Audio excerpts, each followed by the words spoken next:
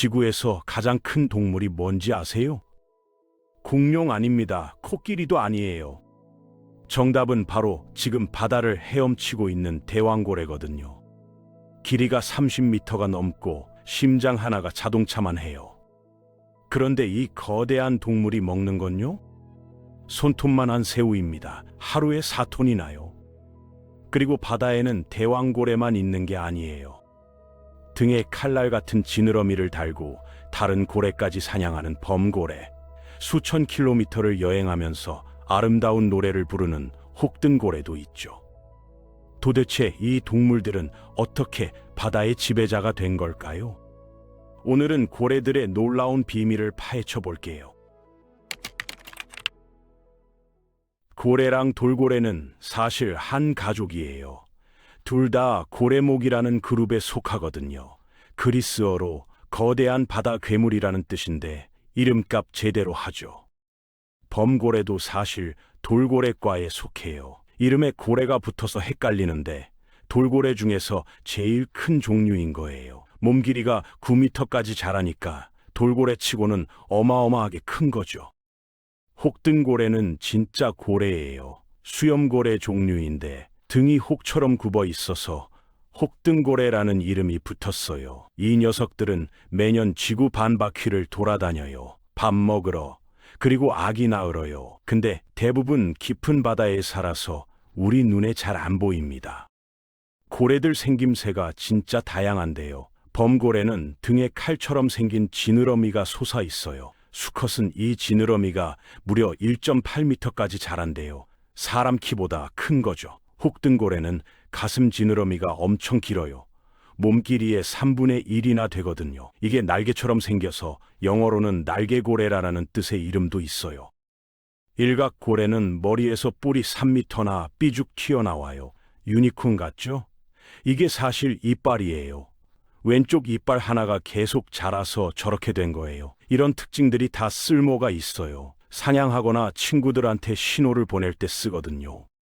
여기서 퀴즈 하나 낼게요. 고래랑 상어, 뭐가 다를까요? 둘 다 지느러미 있고, 둘 다 물속에서 살고, 둘 다 꼬리로 헤엄치잖아요. 그래서 옛날 사람들은 고래를 물 뿜는 물고기라고 불렀어요. 근데 결정적인 차이가 있어요. 정답은 꼬리 방향이에요. 상어 꼬리는 세로로 붙어서 좌우로 흔들리는데 고래 꼬리는 가로로 붙어서 위아래로 움직여요. 왜 그럴까요? 고래 조상이 원래 땅에서 네 발로 걸어 다녔거든요. 약 5천만 년 전에 육지에서 살던 동물이 바다로 들어간 거예요. 우리처럼 등을 위아래로 구부리는 동물이었던 거죠. 그 습관이 아직도 남아있는 겁니다. 신기하지 않아요? 고래는 크게 두 종류로 나뉘어요. 이빨이 있는 고래랑 이빨 대신 수염이 달린 고래예요. 범고래는 이빨고래예요. 입에 날카로운 이빨이 빽빽하게 나 있어서 물고기도 잡고 물범도 잡고 심지어 다른 고래도 사냥해요. 반면에 혹등고래랑 대왕고래는 수염고래예요. 수염고래는 진짜 수염이 난 게 아니고요. 입안에 빗자루 같은 게 주르륵 달려 있어요. 이걸 고래 수염이라고 부르는데 케라틴이라는 물질로 만들어졌어요. 우리 손톱이랑 머리카락이랑 같은 성분이에요. 이걸로 물을 쭉 걸러서 작은 새우랑 물고기만 쏙쏙 골라 먹습니다. 채로 거르는 것처럼요. 대왕고래가 바로 이 수염고래인데요. 지구 역사상 가장 큰 동물이에요. 공룡보다도 커요. 가장 큰 공룡으로 알려진 아르헨티노사우루스가 약 35m였는데 대왕고래도 그 정도 크기까지 자라거든요. 무게는 대왕고래가 훨씬 무거워요. 190톤까지 나가니까요. 근데 먹는 건 크릴이라는 아주 작은 새우예요. 길이가 고작 몇 센티미터밖에 안 돼요. 지구에서 제일 큰 동물이 제일 작은 걸 먹는다니 웃기지 않나요? 비결이 뭘까요? 입이 어마어마하게 커져요. 대왕고래랑 혹등고래는 긴 수염고래과에 속하는데 이 종류들은 배 밑에 주름이 쭉 있어요. 아코디언처럼 접혔다 펴졌다 하는 주름이요. 입을 쫙 벌리면 이 주름이 펴지면서 입이 수영장만 해져요. 그 상태로 먹이를 향해 돌진해서 한 입에 싹 쓸어 담아요. 이걸 돌진 사냥법이라고 불러요. 혹등고래 한 마리가 한 번 입 벌리면 물을 무려 5,000리터나 삼킬 수 있대요. 욕조 20개 분량이에요. 물은 고래 수염으로 걸러서 뱉어내고 먹이만 꿀꺽 삼키는 거죠. 근데 이 큰 몸이 또 다른 이유가 있어요. 수염고래들은 엄청 먼 거리를 여행하거든요. 혹등고래는 매년 1만 킬로미터를 이동해요. 서울에서 뉴욕보다 먼 거리를 수영으로 왔다 갔다 하는 거예요. 여름에는 북극이나 남극 근처에서 배 터지게 먹고 겨울에는 따뜻한 열대 바다로 내려가서 아기를 낳아요. 왜 이렇게 멀리 가냐고요? 차가운 바다에 먹이가 많고 따뜻한 바다가 아기 키우기에 좋거든요. 몸이 크면 에너지를 덜 써서 이 긴 여행을 버틸 수 있어요. 두꺼운 지방층에 에너지를 저장해두고 몇 달을 거의 안 먹고 버티는 거예요. 뚱뚱한 게 다 이유가 있었네요. 이제 이빨고래 얘기를 해볼게요. 돌고래가 대표 선수인데 고래목 중에서 종류가 제일 많아요. 약 70종이나 되거든요. 범고래, 향유고래, 부리고래, 돌고래, 쇠돌고래 다 이빨고래에 속해요. 회전돌고래라고 들어봤어요? 이 녀석들은 물 위로 3미터나 펑 뛰어올라서 빙글빙글 돌아요. 한번 점프에 7바퀴까지 돈대요. 진짜 귀엽거든요. 근데 그냥 노는 게 아니에요. 몸에 붙은 벌레를 떼려고 그러는 거고, 동시에 친구들한테 여기 있다고 신호를 보내는 거예요. 돌고래들은 수백 마리가 함께 무리지어 다니기도 해요. 사회성이 엄청 발달한 동물이거든요. 자, 여기서부터 진짜 재밌어져요. 고래들이 밥 먹는 방법이 진짜 기상천외하거든요. 큰 돌고래는요, 일부러 해변에 올라타요. 미쳤다고요? 아니에요. 전략이에요.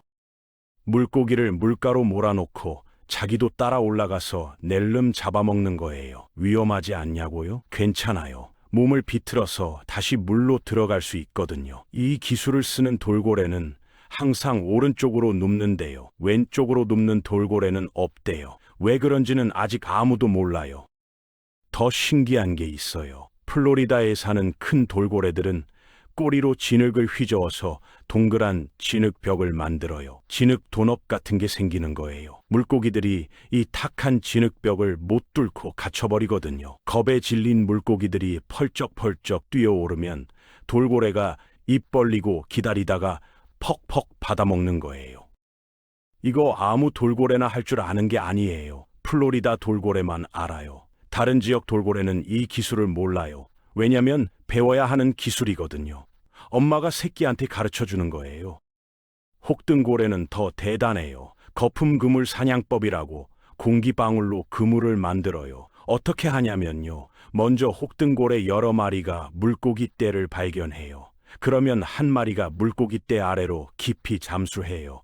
거기서 숨구멍으로 공기를 부글부글 내뿜기 시작해요. 빙글빙글 돌면서요. 그러면 공기방울이 나선형으로 올라가면서 벽을 만들어요. 다른 고래들도 합류해서 같이 공기를 뿜으면 물고기들이 공기방울 벽에 갇히는 거예요. 물고기들은 이 방울 벽을 무서워해서 못 빠져나가거든요. 자, 이제 클라이맥스예요. 고래 한 마리가 엄청 큰 소리를 질러요. 이게 신호예요. 그 소리가 들리면 모든 고래가 동시에 입을 쫙 벌리고 수면을 향해 솟구쳐 올라와요. 갇혀있던 물고기들을 한꺼번에 냠냠 먹어치우는 거죠. 대여섯 마리가 동시에 입을 벌리고 올라오는 장면을 상상해 보세요. 진짜 장관이거든요. 이게 왜 특별하냐면요. 태어날 때부터 아는 게 아니에요. 배워야 해요. 어른 고래가 젊은 고래한테 가르쳐주고 그게 대대로 전해지는 거예요. 그래서 이 기술을 아는 고래 무리가 따로 있어요. 알래스카 일부 혹등고래만 이 기술을 쓴대요. 가문의 비법 같은 거죠. 범고래 얘기를 안 할 수가 없어요. 범고래는요, 바다의 최상위 포식자예요. 무서울 게 없어요. 상어도 잡아먹고 물범도 잡아먹고 심지어 대왕고래 새끼도 공격해요. 사냥 방법도 엄청 똑똑해요. 물범이 빙판 위에 올라가 있으면요, 범고래 여러 마리가 일렬로 나란히 수영해서 파도를 만들어요. 그 파도가 빙판을 덮치면 물범이 물에 빠지거든요. 그때 잡아먹는 거예요. 이것도 배워서 아는 기술이에요. 무서운 얘기 하나 더 할게요.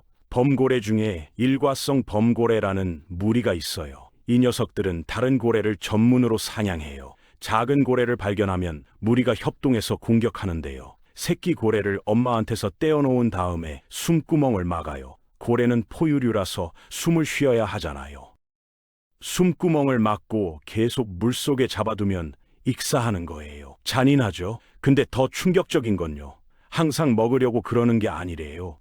가끔은 그냥 재미로 한대요. 사냥 연습을 시키려고 어른 범고래가 새끼한테 가르치는 것일 수도 있고요. 자, 이제 깊은 바다로 내려가 볼게요. 고래 중에 진짜 깊이 들어가는 녀석들이 있어요. 우리 인간이 제일 깊이 잠수한 기록이 213m예요. 특수 장비 없이 숨만 참고 내려간 기록이요. 근데 부리고래는요, 2990m까지 내려가요. 거의 3km예요. 에베레스트 산을 거꾸로 꽂아놓은 것보다 깊어요. 그것도 장비 없이 한번 숨 쉬고 내려가는 거예요. 왜 그렇게 깊이 들어가냐고요? 오징어 잡으러요. 심해에 맛있는 오징어가 있나 봐요. 향유고래도 깊이 잠수하는 걸로 유명해요. 2250m까지 내려가요. 향유고래는 머리가 엄청 커요.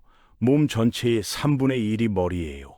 그 머리 안에 기름이 가득 차 있어요. 옛날 사람들은 이게 뇌라고 생각해서 향유고래라는 이름이 붙었는데 사실 기름이에요. 이 기름이 잠수하는 데 도움을 줘요. 차가운 심해에 내려가면 기름이 굳어지면서 몸이 가라앉는 거예요. 어떻게 이렇게 깊이 잠수할 수 있을까요? 포유류 잠수 반사라는 게 있어요. 잠수하면 몸이 자동으로 산소 절약 모드로 바뀌는 거예요. 심장 박동이 느려지고 혈액순환이 확 줄어들어요. 근육이랑 피부로 가는 피를 확 줄이고 심장이랑 뇌한테만 피를 보내는 거예요. 정말 필요한 데만 산소를 주는 거죠. 폐는 찌그러져요. 깊이 내려갈수록 수압이 세지잖아요. 폐가 납작하게 눌리는 거예요. 근데 괜찮아요. 다시 올라오면 펴지거든요. 향유고래는 캄캄한 심해에서 어떻게 먹이를 찾을까요? 눈으로는 안 보이잖아요. 소리를 써요. 딸깍딸깍 하는 클릭 소리를 계속 내면서 헤엄쳐요. 이 소리가 오징어한테 부딪혀서 메아리로 돌아오면 어디 있는지 알 수 있어요. 눈 대신 귀로 보는 거예요. 이걸 반향정위라고 해요. 박쥐가 쓰는 거랑 똑같은 원리예요. 돌고래도 이 기술을 써요. 범고래도 쓰고요. 고래 소리 얘기가 나왔으니까 이것도 알려드릴게요. 고래들은 소리로 대화해요. 근데 종류마다 소리가 완전 달라요.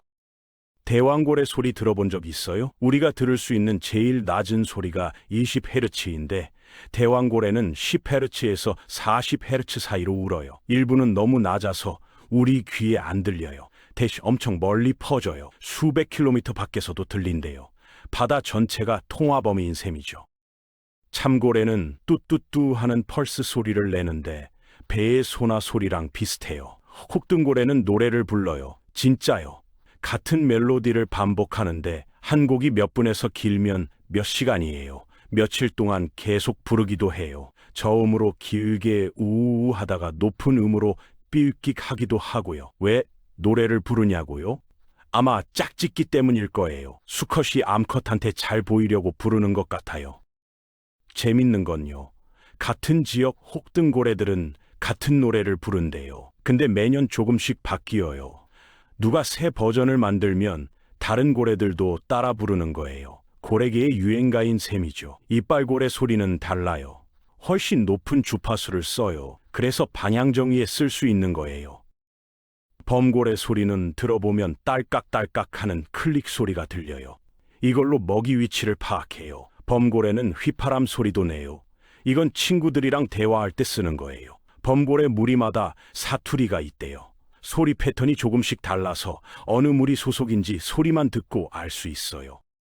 여기서 감동적인 얘기 하나 할게요. 고래가 죽으면 어떻게 될까요? 시체가 바닥으로 천천히 가라앉아요. 고래는 워낙 크니까 가라앉는 데만 며칠이 걸려요. 깊고 깊은 심해 바닥에 털썩 내려앉으면 그 동네 생물들한테는 로또 맞은 거예요. 심해는 원래 먹을 게 거의 없는 곳이거든요.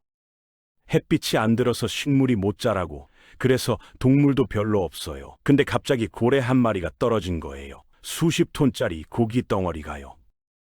이걸 고래 낙하라고 불러요. 먼저 상어랑 먹장어 같은 청소부들이 몰려와서 살점을 뜯어먹어요. 몇 달 동안요. 그 다음에는 작은 갑각류랑 벌레들이 뼈에 남은 기름을 먹어요. 다 먹는 데까지 몇 년 걸려요.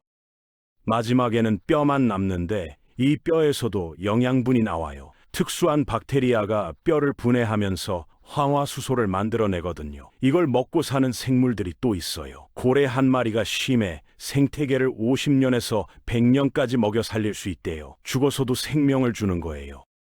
살아있을 때도 대단해요. 고래똥이 바다를 살린다는 거 알아요?